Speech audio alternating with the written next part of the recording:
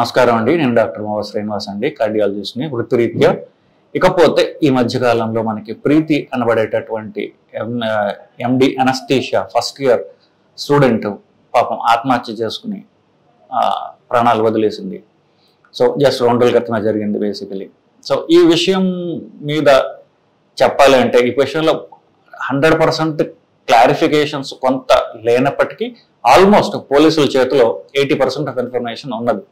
ఇక వాళ్ళు post mortem report తోటి చిన్న చిన్న డీటెయిల్స్ వాళ్ళు చేస్తే స్టోరీ కంప్లీట్ అవుతుంది. సో ఈ మధ్య ఉన్నటువంటి టెక్నాలజీతో డేటా మైనింగ్ అంటారు. డేటా మైనింగ్ అంటే మనకు అప్పుడు ఫోన్లో ఉన్నటువంటి ఇన్ఫర్మేషన్ ద్వారా, ఫోన్లో ఉంటే ఆ ఫోన్ నెంబర్ తెలిస్తే వాళ్ళు డేటా ప్రొవైడర్ దగ్గర నుంచి లాగేస్తారు ఇన్ఫర్మేషన్, ఫోనే దొరకక్కల్లా. సో డేటా ప్రొవైడర్ అంటే తెలిసిందే కదా, ఎయిర్టెల్ కానివ్వండి లేకపోతే జియో కానివ్వండి, వాళ్ళ దగ్గర మన నంబర్ ఉంటుంది కాబట్టి వాళ్ళ దగ్గర డేటా తీసుకుని వాళ్ళు ఆ డేటాలో వీళ్ళు డేటా మైనింగ్ అంటారు దాన్ని, ఆ టెక్నాలజీ ప్రకారం అలా చేసినట్లయితే వీళ్ళ WhatsApp chats, messages, phone calls, exact details సహా మొత్తం అంతా వచ్చేస్తుంది బేసికలీ. అది అనలైజ్ చేసి పోలీసులు, వరంగల్ పోలీసులు చూడగా వాళ్ళకి ఈ అమ్మాయి చేరిన వెంటనే అమ్మాయికి అతని సీనియర్ దగ్గర నుంచి హెరాస్మెంట్ జరిగిందని, అతను వాట్సాప్ చాట్లో అతను పర్సనల్గా ఏమైనా హెరాస్ చేయడమే కాకుండా అతను మిగతా పబ్లిక్ వాట్సాప్ గ్రూపుల్లో ఈ అమ్మాయి గురించి మెన్షన్ చేసి ఆ అమ్మాయిని చులకనగా మాట్లాడి అమ్మాయి మీద డెరోగేటరీ కామెంట్స్ పెట్టడం ద్వారా ఈ అమ్మాయి చాలా బాధకు గురైందని, ఆ అమ్మాయి తండ్రితో కూడా ఈ విషయం కంప్లైంట్ చేసిందని. బట్ దానివల్ల పెద్ద ఉపయోగం జరగలేదు ఆ అమ్మాయికి.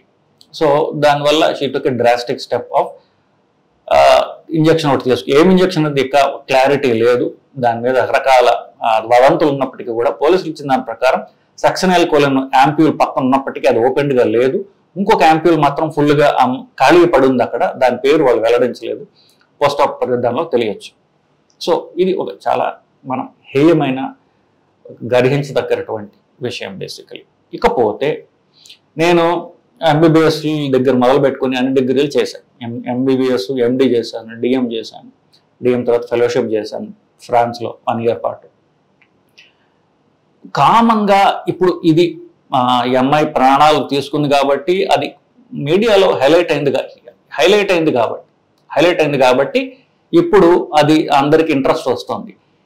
ఇట్లాగా సీనియర్స్ వల్ల కానివ్వండి, టీచర్స్ వల్ల కానివ్వండి, ఇట్లాంటి ట్రీట్మెంట్ గురై ప్రాణాలు తీసుకున్న వాళ్ళు ఎంతో మంది నాకు తెలుసు. ఇది ఫస్ట్ టైం కాదు, చాలా మంది తెలుసు. అన్ని లెవెల్స్లో నాకు తెలుసు. ఎంబీబీఎస్ కంటే హయ్యర్ లెవెల్స్లో ఈ మిస్ట్రీట్మెంట్ జూనియర్స్కి ఇంకా ఎక్కువ ఉంటుంది, టార్గెటెడ్గా ఉంటుంది. ఎందువల్ల సరే ఎంబీబీఎస్లో 100 మంది ఉంటారు, 100 ఎంబీబీఎస్లో ర్యాగింగ్ చేస్తే సీనియర్స్ ర్యాగింగ్ చేస్తారు. ఆ తర్వాత వాళ్ళ పిల్లలు బేసికలీ కొంతకాలానికి కలిసిపోతూ ఉంటారు, బాగానే ఉంది. ఒకటి ఎంబీబీఎస్ అయిన తర్వాత ఎండీ లెవెల్కి వస్తారు. ఎండీలో తక్కువ మంది ఉంటారు ఇంకా. సో ఎంబీబీఎస్లో 100-150 మంది ఉంటే ఎండీలోకి వచ్చేసరికి డిపార్ట్మెంట్కి కొంత 5-6 మంది జాయిన్ అవుతారు. ఇప్పుడు టార్గెటెడ్గా ఉంటుంది వాళ్ళకి. ఈ యొక్క మిస్ట్రీట్మెంట్ ఏదైతే ఉందో అది టార్గెటెడ్ అంటే ఇప్పుడు 100 మందిలో ఉంటాం, ఇప్పుడైతే 5 మంది ఉన్నాం కాబట్టి మనని వాళ్ళు టార్గెట్ చేసే అవకాశం ఎక్కువ ఉంటుంది. ఆ సీనియర్లు టీచర్స్ కూడా. సో వీళ్ళు వాళ్ళకి మనం ఎందుకు నచ్చలేదంటే కారణం ఏముంటుంది చెప్పండి? నచ్చకపోవడానికి 1,00,000 కారణాలు ఉంటాయి. సో అన్నికి నచ్చక్కల్లా. సో ఏదో కారణంతో మనం చెప్పిన దానికి మనం తవ్వుకోక్కల్లా. దానికి ఎన్నో కారణాలు ఉండొచ్చు. మీ ఏమంటే జెండర్ కావచ్చు, మీ రూపం కావచ్చు, మీ మతం కావచ్చు, ఎన్నెన్నో ఉంటాయి కారణాలు. వాడు ఎందుకు నచ్చడానికి కారణాలు ఉండవు.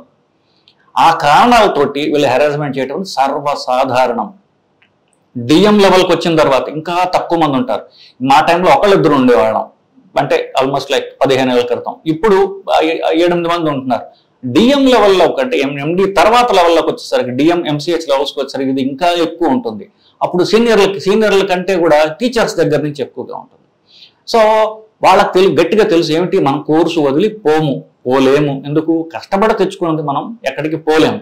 సో వాడిని భరించి తీరాలి అని జనరల్గా అలా ఉంటారని చెప్పేసి వాళ్ళకి తెలుసు, సీనియర్స్ కానివ్వండి, టీచర్స్కి కానివ్వండి. సో దానికి అడ్వాంటేజ్ కింద తీసుకుని ఇక వాళ్ళు చేసే అగత్యాలకి, అంటే ఒక రకంగా కాదు రకరకాలుగా మనం ఏడిపించే ప్రయత్నం చేస్తారు వాళ్ళు.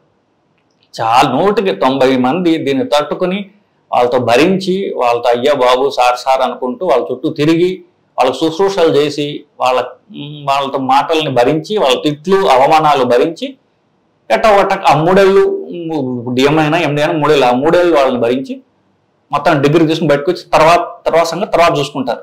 ఇది నేను ఎదురైంది, నేను ఇక్కడ చెప్పక్కల్లా, నాకు ఎదురైంది, నేను ఫేస్ చేశాను, ఎండి లెవెల్లో ఫేస్ చేశాను, డిఎం లెవెల్లో ఫేస్ చేశాను. నేను అతి ఇంకంటే జీవితాంతం మర్చిపోలేము కొన్ని మనుషుల్ని వాళ్ళ మాటల్ని.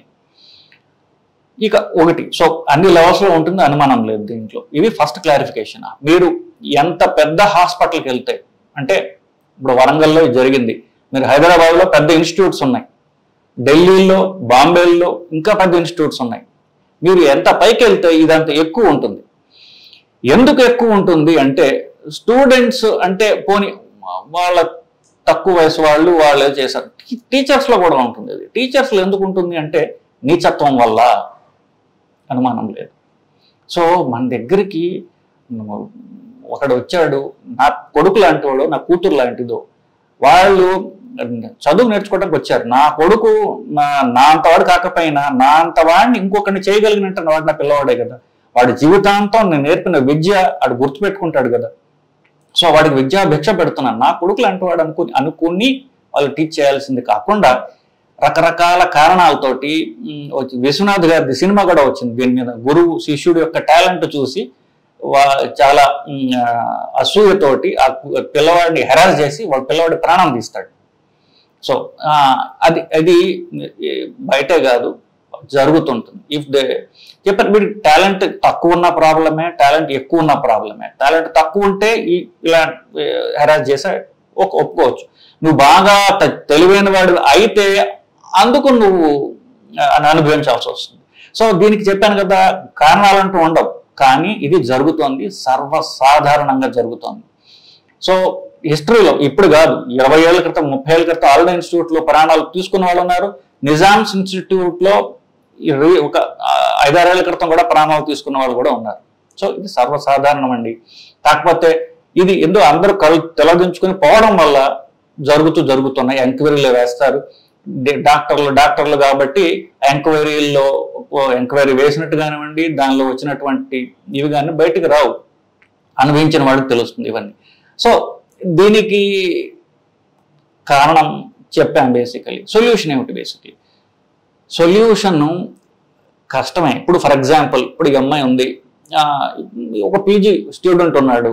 పీజీ స్టూడెంట్ వాళ్ళ ప్రొఫెసర్ దగ్గరికి పోయి, సార్ ఫలానా వాళ్ళ దగ్గర నుంచి నాకు హెరాస్మెంట్ వస్తుంది అని చెప్పారనుకోండి, అతను ఎవరైతే మన ప్రొఫెసర్ ఎవరో ఉన్నారో వాళ్ళు వీళ్ళ మీద యాక్షన్ తీసుకోరా, వాళ్ళు వీళ్ళ మీద యాక్షన్ తీసుకుంటే హెరాస్మెంట్ పెరిగిపోతుందో ఇట్లాంటి భయాలు ఉంటాయి వాళ్ళకి. అందువల్ల కొన్ని ఇన్స్టిట్యూట్లు ఏం చేస్తారంటే స్టూడెంట్ బాడీస్ గ్రూప్స్ గా ఫామ్ అయ్యి వాళ్ళు స్ట్రైక్ చేయడము ఇట్లాంటివి కూడా జరిగాయి. వాళ్ళు స్ట్రైక్ చేయడము చెక్ చేస్తే కొంతవరకు తగ్గుతుంది అది. కానీ తిరగబట్టం తప్ప వేరే మార్గం లేదు. ఆడపిల్ల అయితే ఇంకా అడ్వాంటేజ్. సో తిరగబట్టం అంటే వీళ్ళ మీద తిరగపడక్కల్లా, డైరెక్ట్ గా పోయి మీరు మీ సుపీరియర్స్ కంప్లైంట్ చేస్తే వాళ్ళ డీన్కి, అది ఒకళ్ళకి చెప్తే సరిపోదు, మొత్తం అందరికీ చెప్పేది. అందరికి చెప్తే ఒకళ్ళ మీద ఒకళ్ళు చెక్ ఉంటుంది. సో డీన్కి, డిపార్ట్మెంట్ హెడ్కి అట్లా పోయి కంప్లైంట్ చేస్తే అట్లీస్ట్ ఇలా జరుగుతుందని వాళ్ళకి తెలుస్తుంది. దీన్ని అట్లీస్ట్ కట్టడి చేసే ప్రయత్నం జరుగుతుంది కదా. So it is not a single, మీరు బాధపడి మీరేదో అగత్యం చేసుకోవాల్సినటువంటి అంత సీన్ లేదు అక్కడ బేసికలీ. సో మీ ప్రాబ్లమ్, మీ బ్యాచ్లో అందరి ప్రాబ్లమ్ బేసికలీ. స్టిల్ మీతో ఎవరో రానప్పుడు కంప్లైంట్ చేయడానికి సోషల్ మీడియాలో ఉంది, అలవాటు చేస్తున్న సోషల్ మీడియాలో మీరు వీడియో పాడేస్తే చాలు కదా, పబ్లిక్ తెలుస్తుంది. సో ఈ రోజుల్లో ఇంత సోషల్ మీడియా యాక్సెస్, పబ్లిక్తో యాక్సెస్ అంత ఈజీగా ఉన్నప్పుడు, ఇలాంటివి ఫేస్ చేస్తున్నప్పుడు ర్యాగింగ్ యాంటీ ర్యాగింగ్ లాస్ ఉన్నాయి. గవర్నమెంట్ పార్లమెంట్ లాస్ పాస్ చేసింది, యాంటీ ర్యాగింగ్ లాస్ ఉన్నాయి, పోలీసులు అరెస్ట్ చేయొచ్చు. సో ఇలాంటి జరుగుతున్నప్పుడు తను తాను శిక్షించుకోవటం వాడి తప్పుకి ఇది చాలా తెలివైన పని కాదు బేసికలీ. సో అన్ఫార్చునేట్లీ ఇలాంటివి జరుగుతున్నాయి, ప్రతి సంవత్సరం జరుగుతూనే ఉంటాయి. సో వీటిని గట్టిగా ఖండించాలి, ఎట్టి అనుమానం లేదు. సో ఏదో ఈ అమ్మాయి ఇలా చేసింది కాబట్టి ఒక 4 రోజులు పొలిటికల్ లీడర్స్ కానివ్వండి, డాక్టర్లు కానివ్వండి, so in fact actually Warangal medical college వాళ్ళు ఈ అమ్మాయి మిగతా ప్రాబ్లమ్స్ వల్ల ఇలా తీసుకుని తప్ప ఇలాంటిది ఏం జరగలేదు, హెరాస్మెంట్ ఏమి లేదు అని పోలీసులకి వాళ్ళు స్టేట్మెంట్ ఇచ్చితే పోలీసులు అన్నారు, తప్పు నాయనా మీరు చెప్పే తప్పు, మీరు డాక్టర్లు అయినప్పటికీ మీరు ఎవరైనా కానివ్వండి మీ ఎంక్వైరీ తప్పు. ఎందువల్ల డేటా మైనింగ్ చేసినప్పుడు వాళ్ళ కాన్వర్జేషన్స్ వాట్సాప్ మెసేజ్ మా దగ్గర ఉన్నాయి కదా బాబు, ఇది ప్రూఫ్ అని చెప్పడం వల్ల వాళ్ళు ఏమి మాట్లాడుకుని వెనక్కి వెళ్ళిపోవడం జరిగింది.